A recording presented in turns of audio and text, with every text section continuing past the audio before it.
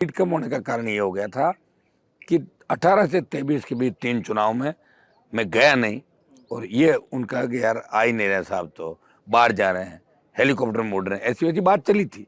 तो लीड कम हो गई और वापस बढ़ जाएगी, उसका कुछ भी नहीं, पहले भी कम ज़्यादा होती रही। तो अभी जैसे आप कांग्रेस के साथ गठबंधन में चुनाव लड़ रहे हैं, चुनाव में कांग्रेस के नेता आपका साथ दे रहे हैं, और सवाल ये भी कि आपका एक बयान आया मंच से कि मैं तो फंसा दिया मुझे, मैं तो लड़ना नहीं चाहता मैंने था कहा कांग्रेस। था ना, मैंने कहा मतीरों का बारह, जो समझते आप, हाँ ये जो बताओ। मतीरे होते हैं ना, हाँ तरबूज, हाँ तो इनको अपन इकट्ठा करके उठाते हैं ना, तो ये कोई इधर फिसल जाता है, कोई इधर फिसल जाता है। तो हमारे कांग्रेस पार्टी के नामा से पूर्व विधायक मंदर चौधरी, 8 विधानसभा से जाकिर हुसैन एमएलए हैं गैसावत मकराना से, चेतन डूडी जिनके पिताजी मेरे मित्र थे, अभी एमएलए थे डीडवाना, कुछ बोलते रह गए, मुकेश बाकर विधायक लाडनू से, रामनिवास गावड़िया विधायक परबतसर से, मंजू मेघवाल पूर्व मंत्री रही जाइल से, और हरिंदर मिर्जा विधायक है नागौर से। खींवसर का जो प्रत्याशी रहा था मेरे सामने कांग्रेस पार्टी का, और ऐसे 5-7 लोग थे जो बीजेपी का दुपट्टा बांध के प्रचार कर रहे थे, आईडी कांग्रेस की चला रहे थे, हम कांग्रेस को निकाल के दिखाए। तब मैंने कहा था कि ऐसी कार्रवाई होनी चाहिए, 24 घंटे के अंदर कार्रवाई होगी, निकाल दिया 3-4 लोगों को, उससे 1-2 लोगों पर और कार्रवाई ये लोग करेंगे। और आप उन पे भी काफी हमलावर रहते हैं, आपकी जो विरोधी हैं। ये लड़ाई क्या मिर्धा परिवार वर्सेस बेनीवाल फैमिली की है? ना, ऐसा कुछ भी नहीं। सुनो, ये मेरे साथ मनीष जी मिर्धा हैं, इनके पिताजी को 97 में भानु प्रकाश जी को मेरे फादर बीजेपी के अंदर लाके एमपी का चुनाव लड़ाई जीता है, हम लोग साथ में, मैं यूनिवर्सिटी का अध्यक्ष था। ये रजपाल मिर्जा जो भाषण दे रहे हैं, 18 में अपने बेटे के लिए मेरे पास आए थे, मेरा उम्मीदवार वो नहीं जीतता, 20-25 हज़ार वोट लेता, बीजेपी जीतती। तो मैंने कहा ठीक है, बुजुर्ग आदमी कह रहा था इसके बेटे की मदद कर लो। मैं तो हेल्पिंग नेचर का व्यक्ति हूँ, ये जितने भी बकवास कर रहे हैं राजस्थान में, ये कोई न कोई कभी न कभी मेरे से मदद लिया हुआ है। अच्छा, अब ये भोंगते हैं, इससे कोई फर्क नहीं पड़ता इनको। अच्छा, रिछपाल मिर्धा आपके बड़े प्रेमी हैं, मंच से पता नहीं क्या क्या कहते रहते हैं, आपने सुना कभी? नहीं, उनको तो सुना के बचपन से सुनी ना उनको मैं। हाँ। एक्चुअली क्या पढ़े लिखे नहीं हो, अच्छा। स्कूल भेजा था, लेकिन पहले ही दिन झगड़ा करके पत्थर फेंक के आ गए थे स्कूल के अंदर, और संघर्ष किया उस आदमी। मैं ये नहीं कहा, ट्रक चलाते थे पहले, ट्रक थी, वो चल के आए, लेकिन अब उनके पास इतना पैसा है कि उनको खुद को भी पता नहीं होगा कितने अरबों खरबों के मालिक है। क्योंकि बाद में यहाँ की जो जेके, अंबुजा और काम काज, नाथुराम जी जब दिल्ली में मंत्री थे, तो नाथुराम जी को पता नहीं होगा, ये सारा काम यही संभालते थे। जब बाद में एलायंस इनका हुआ, चंद्रशेखर जी प्रधानमंत्री बने, तो दिल्ली में 2-4 साल रह कर वहाँ सारा मामला, बहुत बड़ा मामला इन्होंने बना लिया था, और इनकी सोच में कोई बदलाव नहीं हुआ। जिस गांव के रहने वाले उसमें भी इन्होंने सड़क नहीं बनाई होगी, वहाँ भी कॉलेज मैंने खुलाया, सड़कें बनवाई, बाईपास बनाए, फ्लाईओवर बनवा रहा हूँ, सारा काम करवा रहा हूँ। ये आदत है इनकी, एक आदत और ये बोल भी देते हैं और शाम को फिर वापस फोन करके और कहते हैं भाई मेरी चूक हो गई थी दिन में, अच्छा, कर देते हैं। आता आपके पास रिछपाल मिर्धा का फोन? वो तो खुद ही आ गए, मैंने कहा बेटे को जिताने का फोन किया था, वो हाँ। बेटे को जिताने खुद ही आ गया था। आदत तो मेरे पास क्या, हर किसी से करते हो, कोई फोन करके कहता आपने ये कैसे बोला, बोला गलती हो गई। अच्छा, आदत है उनकी। अच्छा, आपके समर्थक जो है आजकल ज्योति मिर्धा के लिए कह रहे हैं कि मायरा भरवा देंगे, और ये मैंने सुना कि राजस्थान में इसका पॉजिटिव सेंस होता है, आप लोग उसको नेगेटिव सेंस में ले जा रहे हो क्या? ना, हाँ, क्या मतलब होता है उसका? थोड़ा बात भर देंगे, मायरा भर देंगे, मतलब पहले मायरे भरे, ऐसा होता है कि बेटी बार बार पीर के अंदर शादीशुदा होती है, तो पीर के अंदर रहती है ना, तो हमारे कहावत है कि बाई सासरे में अच्छी लगती है, ज्यादा पीर में नहीं रहती शादी के बाद, ये पुरानी कहावत है, हमारी संस्कृति है। तो ये क्या कि चुनाव के टाइम घूमती रहती है यहाँ पे, बाद में हरियाणा, और वहाँ जाके ये कहती है कि मैं हरियाणा की रहने वाली हूँ। अच्छा। और यहाँ आके कहती है कि मैं नागौर की हूँ। तो नागौर के लोग कह रहे हैं भाई मायरा भरेंगे, तुम्हारे बात भर देंगे, कितने लाख वोट जो होंगे उससे 10-20 गुना बात भर देंगे। जैसे मान लो इसको 4 लाख चढ़ाएंगे, तो 20-25 गुना बोले 1 करोड़ हो गया, तो आपके भाई बात भर देंगे, आप बार बार मत आओ, बात भर देंगे, यहाँ क्यों घूम रही हो तुम। बेटी का बात ही होता है।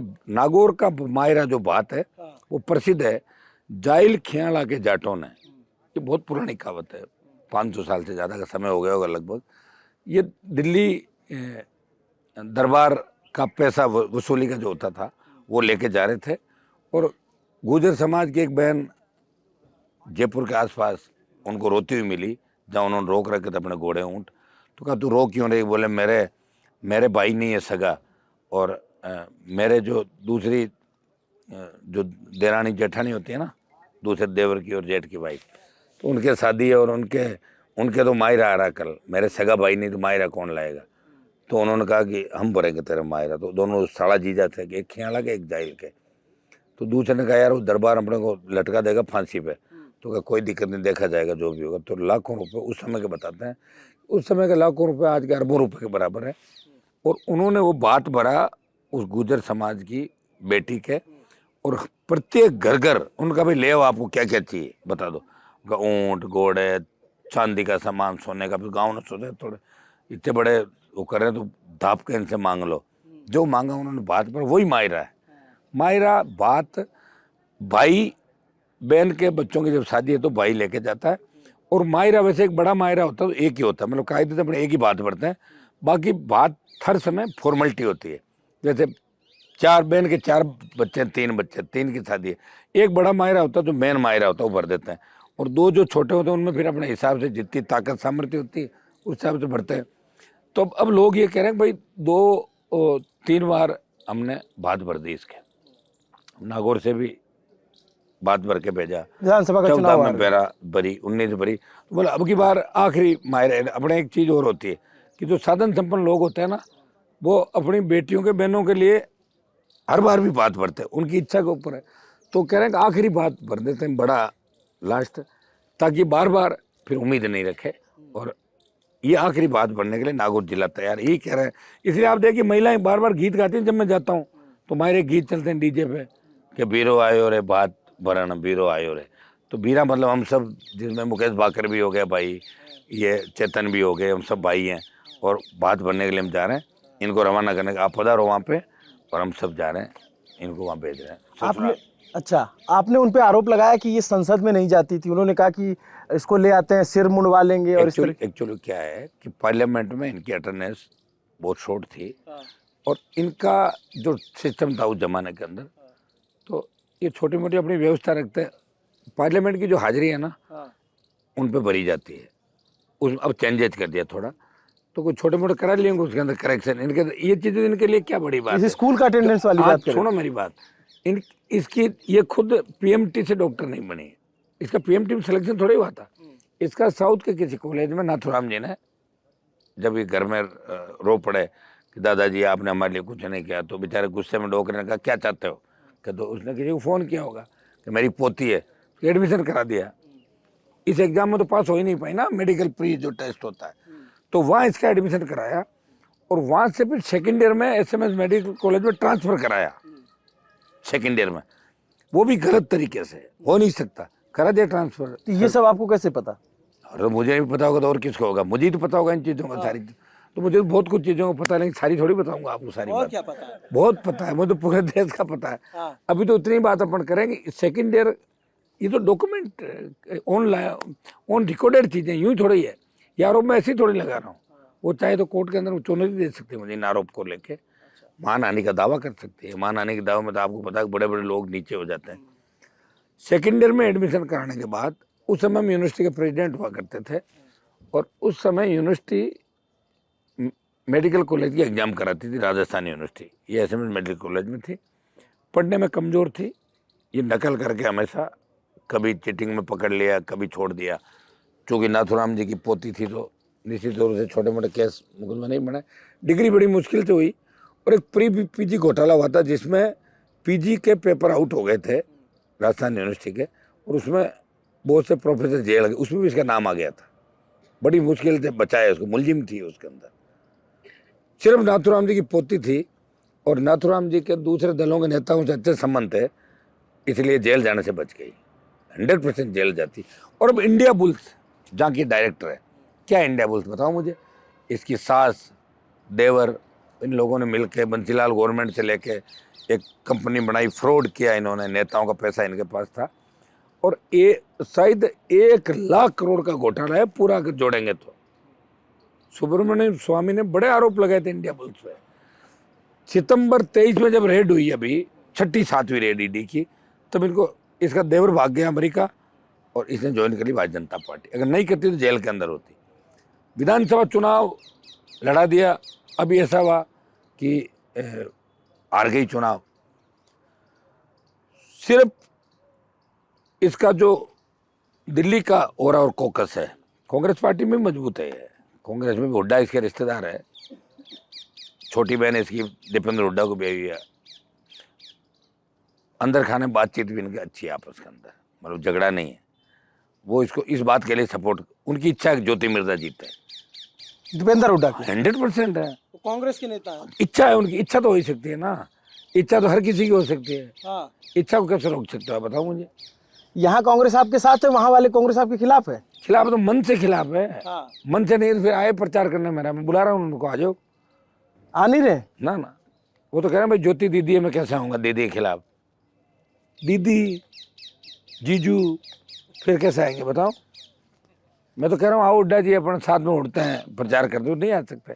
अब उनकी पॉलिटिकल मजबूरियाँ होंगी जो भी, लेकिन मैंने उनके खिलाफ तो हरियाणा में नहीं करी। वो तो आए थे मेरे चुनाव में, मेरे खिलाफ आके गए। अच्छा। 3 बार आए थे पहले तब तो भी। खैर आप अलग अलग थे, अब तो साथ में, इसलिए ज्यादा थोड़ा आश्चर्य की बात है ये। अब यार उनकी सोच है, अब पता नहीं उनका क्या है क्या नहीं, मुझे नहीं लगता। बीच में तो ये भी बात चली थी कि वो लोग भी बीजेपी में जा रहे हैं, ऐसी बात चली थी। बीच में तो बहुत लोगों की बात चली थी कि भाजपा ज्वाइन कर रहे हैं, टोला का टोला ज्वाइन कर रहा है, ऐसा सुना था हमने।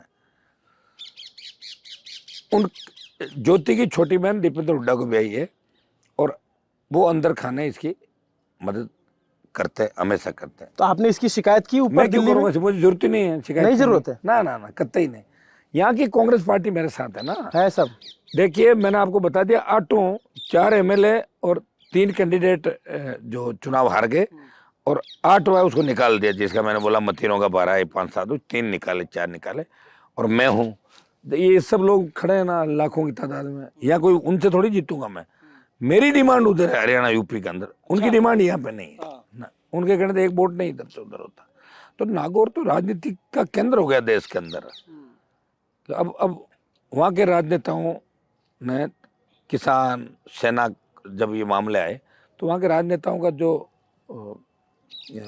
उस समय संघर्ष या बलिदान था, उन लोगों ने को इतना कुछ नहीं किया कि लोग उनकी बात ये मानते। पहले एक जमाना था कि चौधरी देवीलाल जी का क्रेज था, चौधरी चरण सिंह जी का था, अब खत्म हो गई सारी। आप, मैंने देखा मंच से आप इन नेताओं को भी नहीं छोड़ रहे हैं जो पुराने नेता हैं, चौधरी देवीलाल, चौधरी चरण सिंह। उनकी तो बात कर रहा हूँ पक्ष की। हाँ। कि वो लोग भले थे। अच्छा। लेकिन पीछे लोग सब देखो बीजेपी में चले गए, चरण सिंह जी के जैन चले गए। हाँ।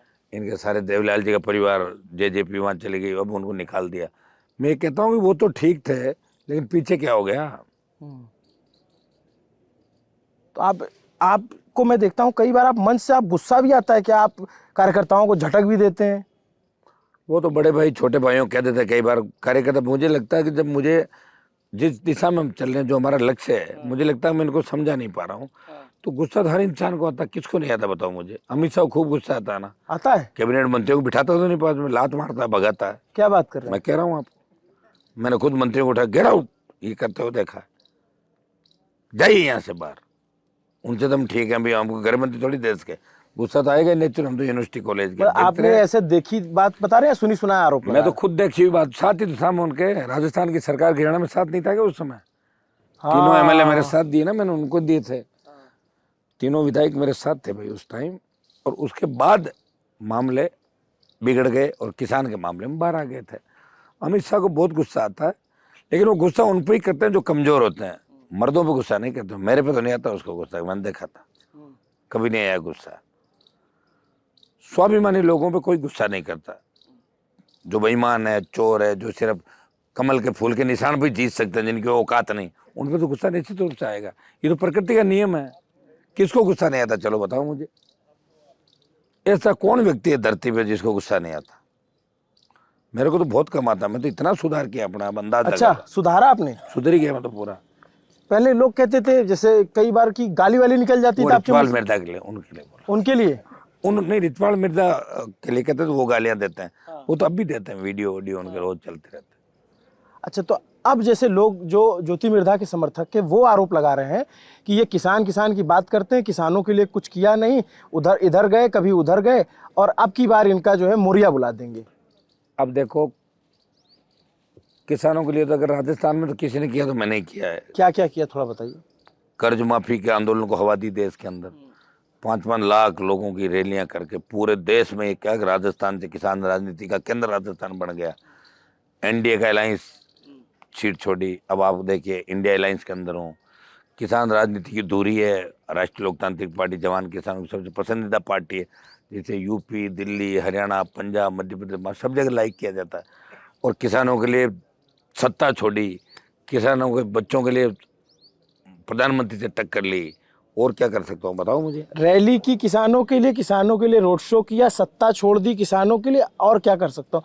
इसमें किसानों का व्यक्तिगत फायदा कुछ हुआ ना। हाँ। कर्ज माफी के आंदोलन को तो इतनी हवा मिली, कर्जा माफ करना पड़ेगा सरकार हुआ? को। तीनों कृषि बिल वापस हुए, तीनों कृषि बिल वापस हुए। एमएसपी खरीद पे गारंटी का कानून वो आपकी वजह से हुआ है? पंजाब के जो किसान आए मैं थे कह रहा हूँ पंजाब वालों की मदद कौन कर रहा था? आए थे वो तो, साथ में हरियाणा आया, यूपी आया, लेकिन राजस्थान तो नहीं आया ना। मैं ही लेके आया राजस्थान को। सत्ता तो अकाली दल आरएलपी नहीं छोड़ी, 2 ही लोगों ने छोड़ी सत्ता। अकाली गए, राष्ट्रीय लोकतांत्रिक पार्टी एनडीए के साथ छोड़ के गई। अग्निपथ का विरोध हम लोगों ने किया, एक व्यक्ति ने विरोध किया देश के अंदर, आज भी वो कर रहा है। तो फायदा तो किसान के बेटों को होगा। किसानों को टोल मुक्त की बात करते हैं हम, अगर एमएसपी की बात करते हैं या रोजगार की बात करते हैं, तो फायदा तो निश्चित रूप से होगा। क्यों नहीं हुआ? फायदा ही तो होगा। जब लड़ेंगे जब तो फायदा होगा। जब हम सत्ता में शामिल होंगे तो कैसे फायदा हो सकता? देश की आज़ादी के अंदर भगत सिंह को क्यों याद किया जाता? मुझे बताओ। अब शहीद तो बहुत लोग हुए थे, उन्होंने ऐसा कुछ किया था कि पूरे देश के अंदर एक नई ऊर्जा का संचार हुआ। असेंबली में बम फेंका, उसको जाके जो आपका था मारा था जाके जनरल को, उसके गोली मारी, सैंडर्स को। हाँ। तो उनका एक हुआ कि वो आइकन बन गया देश। तो आप अपनी तुलना भगत सिंह से कर रहे हो? भगत सिंह की भूमिका के अंदर हूँ मैं, तुलना नहीं कर रहा हूँ। अच्छा। वो हमारे लिए सब कह देखो, मैं तो भगत सिंह को अपना आइकन मानता हूँ। भगत सिंह ने सादत दी छोटी उम्र के अंदर। उनको ये पूछा कि भाई आपको क्या मिल जाएगा, ये उनके साथियों ने समझाया कि आप इतना कुछ कर रहे हो, आपको। उन्होंने कहा कि मैं मरूं या जीऊं उससे क्या फर्क पड़ता है, भारत माता गुलामी की बेड़े से मुक्त हो जाएगी। मैंने ये किया कि जितने भी ये ठग थे राजस्थान के अंदर, ठग जो ठगते थे किसानों को या समाज को, उन ठगों को भगा दिया सबको। तो नए नेता आगे तैयार हो गए। किसान जो नेता घूमते नहीं थे वो गली गली घूमने लग गए। भ्रष्टाचार कम किया, किसानों का सम्मान बढ़ाया। मैं कह रहा हूँ मुझे फायदा मिले कि नहीं मिले, मेरी कौम को और किसान को फायदा जरूर मिलेगा। जगदीप धनखड़ बन गया ना उपराष्ट्रपति, ये हमारे संघर्ष ही तो बना है। लगा प्रधानमंत्री को कि धनखड़ उपराष्ट्रपति बनाओ, जिसे जाटों को यूपी, पंजाब, हरियाणा, राजस्थान में साधा जा सके पॉलिटिकल रूप से। पार्टी का अध्यक्ष उधर भी बना दिया, कांग्रेस का भी अध्यक्ष बना जाट। तो ये कहीं न कहीं हनुमान बेनीवाल के संघर्ष का ही परिणाम है। जब यूथ ने, बच्चों ने मामला उठाया, तेजाजी के जयकारे के साथ आगे बढ़े, तो सरकारें डर गई। यही तो फायदा होता है, और क्या फायदा होता है। तो जाटों का आज की तारीख में आपसे बड़ा नेता कौन है? मैं ये नहीं कह रहा हूँ जाटों का बड़ा नेता कौन है, छोटा नेता कौन है, लेकिन मैं ये कह सकता हूँ इस प्रदेश के अंदर पार्टी बना के अगर किसी ने संघर्ष किया तो हनुमान बेनीवाल ने किया। बाकी खुद की पार्टी के चिन्ह पे या कुछ बन के करना वो एक अलग बात होता है, लेकिन खुद के संघर्ष से अपने आप को बढ़ाना, लोगों की मदद करना, वो मैं नहीं किया। आपने कहा अपने युवा और बहुत तमाम लोग सामने आए, आपकी पार्टी से कौन नेता तैयार हुए? आप आरोप लगा कि आपके जो अध्यक्ष थे वो पार्टी छोड़ के चले गए। उम्मेदाराम जी थे, वो बाड़मेर में कांग्रेस में शामिल हो गए। मेरी फोटो से ही नेता था। सुनो, हाँ। तैयार कर रहे थे, लेकिन जरूरी थोड़ी तैयार हो। हाँ। ऐसा है, तैयार करना अलग बात है, भागना अलग बात। अपने 7 फेरे लेके आते हैं, सौगन खाते हैं, छोड़ के भाग जाती पत्नी पति को, उसका इलाज क्या है? मेरी बात सुनो। लेकिन मैं तो मेरी जगह हूं ना। आज वोटर थोड़ा ही गया है, वोटर वही है। आज जैसे अध्यक्ष हमारी पार्टी का चला गया, उसकी जाति के तो 1100 वोट ही थे, मेरे नाम से अध्यक्ष होना। कॉन्स्टिट्यूंसी मेरे साथ है, राजस्थान का यूथ मेरे साथ है। आरएलपी की सीटें कम आने का कारण ये भी था कि हमारे पास संसाधन नहीं थे, साधन नहीं थे, और संगठन की जो ताकत है वो हमारे पास कम थी। मेहनत हम कर रहे थे, लेकिन मेहनत करके दूसरे लोग सोते बस हो गया काम, हमारा तो खूब माहौल बन गया। आप अकेले पड़ गए थे क्या चुनाव में? मैं तो अभी भी अकेला ही लड़ रहा हूँ ना। अरे अभी तो आप गठबंधन में हो, आपके साथ भी कांग्रेस के विधायक घूम रहे हैं। पहले मेरी बात सुनो, ये गठबंधन अब हुआ है लोकसभा के अंदर, ठीक है ना? तो उस समय मेरा गठबंधन थोड़ा था, नहीं था। वो था आपके उनसे गठबंधन चंद्रशेखर आजाद की पार्टी से। वो भी नौजवान नए थे, और प्रयास हम दोनों ने मिलकर किया। वोट 10 लाख के करीब, 3 लाख करीब उनके भी वोट आए थे। लेकिन संगठन, मैं कह रहा हूँ संगठन में बहुत बड़ी ताकत होती है। संगठन नहीं था, हम मेहनत करते हैं, कौन कहाँ जाएगा, कैसे जाएगा, उसका कार्यक्रम क्या होगा। सबसे बड़ा संसाधन होता है, संसाधन हमारे पास नहीं थे। अगर हमारे पास संसाधन होते, हमारे पास सपोज करो 500 करोड़ रुपए होते तो 50 एमएलए हो जाते। वो कैसे होते हैं कि एक एमएलए के चुनाव में 5 करोड़ 7 करोड़ रुपए खर्च होते हैं। चुनाव में पैसा बड़ा होता है, जाति? पैसा, जाति, मेहनत, किस्मत सारी बड़ी होती है। कुछ और सवाल बताते चलिए। उमेदाराम बेनीवाल खुद से कांग्रेस में गए या आपने भेजा है? खुद ही चले गए, आपसे कोई बात नहीं हुई? ना। आप जाएंगे उनका प्रचार करने? देखेंगे अभी एक बार, यहाँ तो चुनाव हो मेरे, तो अभी तो यहाँ से बाहर ही नहीं निकल पा रहा हूँ यहाँ का। नहीं तो वो एक सीट हो सकती है क्या? वो एक सीट हो सकती है आपके प्रचार की? ना अभी तो एक सीट देखूंगा मैं। मेरे खुद के 17 तक के तो प्रोग्राम बने हुए हैं, लेकिन वो गया अपने मन से था। मेरे से कोई सलाह नहीं ली कांग्रेस पार्टी में जाने की, क्योंकि वो जिसके साथ गए थे उनसे हमारे झगड़े थे। आपको सारा पता है, बाड़मेर के चले थे झगड़े। क्या झगड़े थे, थोड़ा बताइए, जो दर्शक नहीं जानते। सब जानते हैं, गाड़ियों में पथराव हुए, सारी बातें हुई थी। झगड़े तो थे ही, लेकिन झगड़े समाप्त हो जाते हैं। इसकी आप हरीश चौधरी की बात कर रहे हैं? हाँ, तो झगड़े थे। आज भी हम तो नहीं बोलते आपस के अंदर। मेरी आपकी बात नहीं होती? ना, मेरी बात भी नहीं होती, मेरी वसुंधरा से बात नहीं होती। जिनसे बात होती है, झगड़े हमारे थे, जिनसे समाप्त हो गए तुरंत हो गए, जिनसे है अब हो सकता है कि वैसे झगड़े नहीं, लेकिन बातचीत तो नहीं होती ना। किससे किससे कट्टी है आपकी? अभी तो फिलहाल कट्टी खत्म हो गई करीब करीब। सचिन पायलट से बात होती है? हाँ, होती है ना। अभी इस गठबंधन में गहलोत, पायलट, मुकुल वासनिक, मोहन प्रकाश जी और ये 5-7 प्रमुख लोग थे जो गठबंधन। गोविंद सिंह डोटासरा का नाम नहीं लिया आपने? नहीं, आप समझ ही नहीं रहे हो। जबरदस्ती में ऐसे थोड़ी आप बार बार प्रदेश अध्यक्ष है। अरे सुनिए मेरी बात, जो अलायंस करते हैं प्रदेश अध्यक्ष नहीं करते। अलायंस जो होता है उनकी एक अलग कमेटी है जिसके चेयरमैन मुकुल वासनिक है। उनको पूछा होगा, वो तो उनसे बात कर लो ना, खुद ही बता देंगे। मैं उनके ही नाम ले रहा हूँ जो अलायंस के अंदर महत्वपूर्ण भूमिका निभाने वाले लोग थे, जिनसे बात हुई थी। रंधावा से मेरी बात हुई थी, रंधावा से बात हुई थी मेरी, उनसे हुई थी मेरी बात। टेलीफोन पे बात हुई थी, आमने सामने नहीं हुई थी। अच्छा, अब आप राजस्थान की राजनीति में युवाओं का क्या भविष्य देखते हो? युवाओं का भविष्य साहब देखिए ना, अब क्या हालात हो रही है। जिस तरह नशा बढ़ रहा है राजस्थान के अंदर, जिस तरह नौकरियां नहीं लग रही बच्चों की, उद्योग नए नहीं लग रहे, उद्योग लग भी रहे हैं तो स्थानीय इकाइयों में जो रोजगार मिलना चाहिए वो बच्चों को नहीं मिल रहा है। 80%। हम चाहते हैं कि कानून बने कि स्थानीय इकाइयों में 80% रोजगार बच्चों को मिले। दिल्ली में कानून बने, स्टेट के अंदर बने। और इतना बड़ा माइनिंग बेल्ट है राजस्थान के अंदर, तो जो lime stone, sand stone, China clay, gypsum, बजरी, ये पट्टे किसानों को देने चाहिए उनके खेतों के अंदर। क्वारी लाइसेंस सैंड स्टोन के सरकार कुछ कर ही नहीं रही है ना। उद्योगपतियों के हाथों में खेल रही है सरकारें, जिसकी वजह से नौजवानों को आत्महत्याएं करनी पड़ रही है। नशा बढ़ रहा है, पंजाब से लेकर राजस्थान, ये जो नशे की केंद्र बन गए सारे के सारे। तो युवाओं के लिए बहुत कुछ सरकारों को करना है। अब चूंकि आप करेंगे, जीतेंगे तो? कर ही रहा हूँ मैं, तो अभी भी कर ही रहा हूँ, और क्या कर रहा हूँ। तो मैं लोग सरकार कह में रहे शामिल थोड़ा हैं हूँ कि कर ये रहे हैं हनुमान बेनीवाल की बस युवाओं से जिंदाबाद मुर्दाबाद के नारे लगाते हैं और बुजुर्ग इनके साथ नहीं देंगे इस बार, ऐसा आरोप लगा रहे हैं। बुजुर्ग तो अब बुजुर्ग की उम्र क्या मानते हो बताओ? चलो क्या है बुजुर्ग, आप बताओ। बुजुर्ग मैं तो मानता हूँ 90-95 साल का। 90-95 साल का बुजुर्ग होता है, बाकी तो जवानी होता है। 50 साल के लोग भी युवा है। सारे युवा ही हैं राजनीति में। वसुंधरा जी कहते मैं युवा हूँ, बाकी सारे लोग कहते मैं युवा। युवा का कोई उम्र नहीं होती, आदमी बुढ़ा होता ही नहीं कभी। 95 साल के लोग तो कम मिलते हैं, और वो भी हमें आपको देखते हुए सबसे ज्यादा वीडियो वायरल तो आशीर्वाद देते हुए। 95 साल की बुजुर्ग महिलाएं कहती है हनुमान को लाना है, हनुमान को लाना है। वो भी कहते हैं ज्योति का गीत गा के ससुराल भेजते हैं ना बच्ची को। जब गीत गाते हैं तो गीत चालू हो जाते हैं कि उसको सातरे भेजो, उसकी बात भरो। तो सारा जिला ही तैयार है, सर्व समाज, कि इसको रवाना करो। ये भी बार बार आ रही इधर, सिर्फ चुनाव लड़ने का वक्त। और कभी न तो फोन नंबर, न स्थायी पता, न घर का पता, कभी फोन पे बात नहीं करते किसी से। लेकिन कुछ लोग कह रहे हैं कि जब आपको लोकसभा ही लड़ना था तो आप विधानसभा क्यों लड़े? अपने भाई को ही लड़ने देते, आप वो वाली सीट भी ले गए। नहीं, ऐसा कुछ भी नहीं, कोई नहीं कहता। कुछ लोग तो पता नहीं ये भी कहते होंगे मैं जिंदा क्यों। कुछ लोग तो जब मुझे कोविड हुआ था, कुछ लोग तो माला फेरते मरा क्यों नहीं, जिंदा क्यों है। कुछ लोगों को छोड़ो, मैं आपको क्या कह रहा हूँ कि व्यवस्था परिवर्तन की बात राजस्थान की हिस्ट्री के अंदर मैंने ही करी थी, और व्यवस्था को बदलने का प्रयास कर रहा हूँ। अभी आप मेरे साथ चलना कार्यक्रमों में। चलिए, यही नागौर था जहाँ लोग 15 मिनट वेट नहीं करते थे। यही नागौर है जहाँ 8-8 घंटे वेट करेंगे अपने नेता का कि आएगा नेता हमारा, सुने बिना नहीं जाएंगे। तो ये तो प्रेम होता है, और क्या होता है। उनके तो पैसों से बुलाई भीड़, नरेगा की भीड़, सरकारी कर्मचारी, पुलिस, थाने, तहसील, ये करके डराना धमकाना इकट्ठे कर रहे हैं, हमारे अपने आप हो रहे हैं सारे सारे।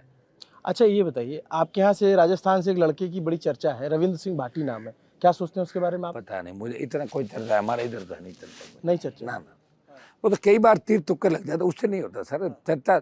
देखिए, एक बार विधायक बनना, कई बार समीकरण बन जाते हैं, दोबारा जब विधायक बनता 3 बार बनता तब उसको मानते हैं वो लीडर है। एक बार कभी भी किसी की लॉटरी खुल सकती है।